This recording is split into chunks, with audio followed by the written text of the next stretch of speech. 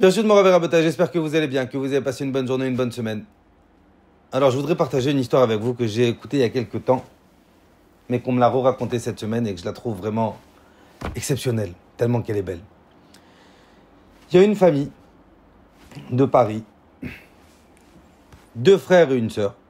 La sœur, c'est la grande. Elle a deux frères. Et malheureusement, le temps il est passé.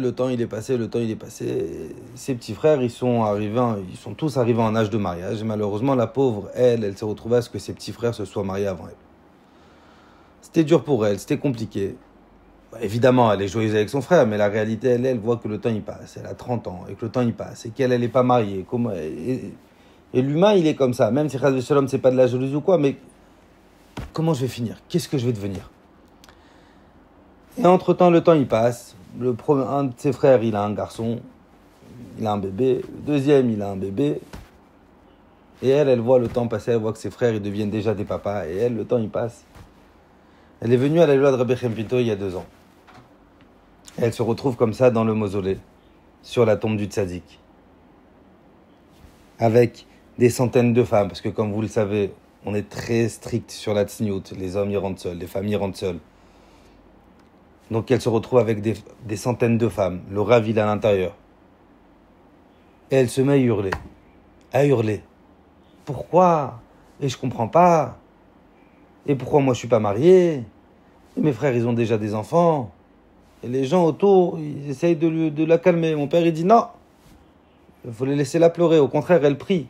On ne peut pas empêcher une personne de prier. Et d'un coup, elle se lève, elle regarde mon père et elle dit Rav, je vous fais une promesse. Que l'année prochaine, je reviendrai à la Eloula. Je viendrai avec mon khatan.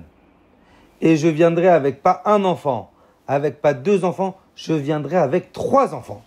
J'aurai plus d'enfants que mes frères.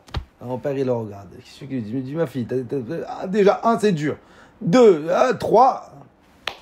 Et les gens, ils étaient tellement émus de sa tfila, de sa émouna. Ils ont dit Amen. Et bien, la même année, quelques mois après la Eloula, elle a rencontré son khatan. Elle s'est mariée quelques mois après. Elle est venue enceinte de tripler à la Eloula. Et après la Eloula, elle a accouché de 3 enfants en parfaite et bonne santé. C'est pas Rabbi David qui a fait le miracle. C'est pas un tzaddik qui a fait le miracle. C'est la personne qui a fait le miracle, c'est cette femme en implorant Hachem. Quand on implore à Kadosh Baruch Hu de tout notre cœur, à Kadosh Baruch Hu non seulement qu'il accède à nos demandes, mais à Kadosh Baruch Hu nous donne tout au centime près. Qu'Akadosh Baruch Hu Bezrat Hashem y fasse, qu'il puisse toujours écouter à nos tfilotes, écouter à nos demandes Bezrat Hashem, et qu'on ait le mérite de voir Mashiach Tzidkenu B'meira B'yameinu Amen.